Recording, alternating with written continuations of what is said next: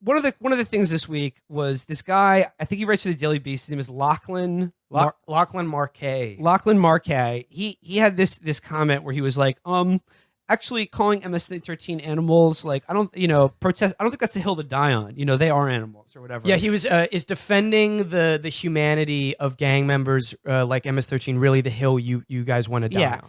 And what I'll say to that is on a one-to-one, like, individual opinion basis, like, I could imagine being like, yeah, MS-13, like, they do crimes that I would say fairly might eject you from humanity or at least polite society. Yeah. That being said, for the government, that is the hill to die on. Yeah. The government classifying people as unhuman or subhuman. Yes.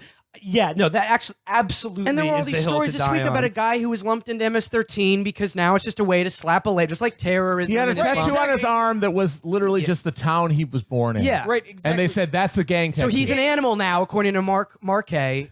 That's the thing. The bad Scrabble hand name he has.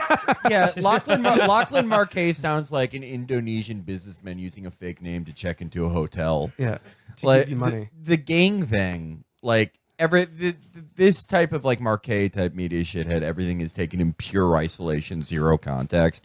It's just, oh, are you saying gangs are okay? They're value neutral, maybe? And it's like, no, this is like you said. This is good.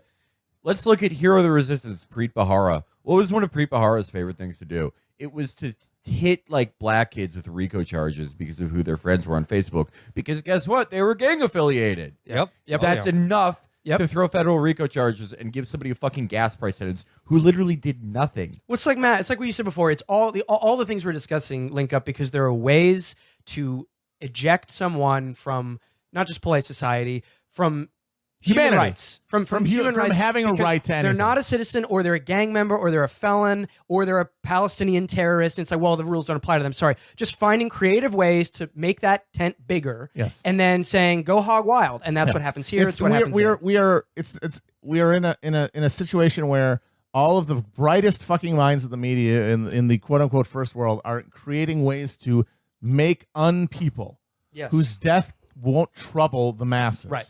Whose massacre and whose transportation and whose illegal detention, arrest and detention will not trouble the mass of people. And the way to do that is to take them outside of the generally conceived of notion of a human being with human rights. And that is why these fucking hair-splitting scumbags trying to, actually Trump's obvious fucking dog whistle Nazism about animals are doing the work. They are indistinguishable from the fucking Julius Strikers and Alfred Rosenbergs of the 21st century. They are doing the work of the people who want to create new categories of unpeople to be disappeared and eliminated and destroyed without anybody batting an eyelash about it. And that, because if you really think that fucking precious distinction that you want to fucking point out on Twitter between the MS-13 and, he didn't specifically refer to all, but who is being arrested? We know who's being arrested in these fucking ICE crackdowns. They're dragging dads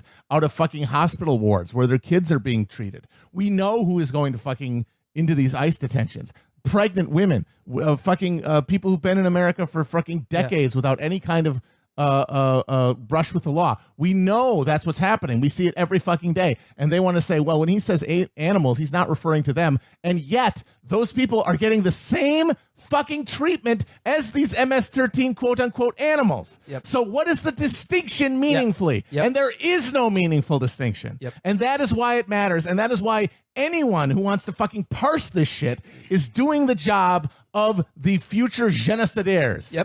The fucking future Rwandan hate radio people who want to fucking cut down the tall trees and smash the fucking cockroaches.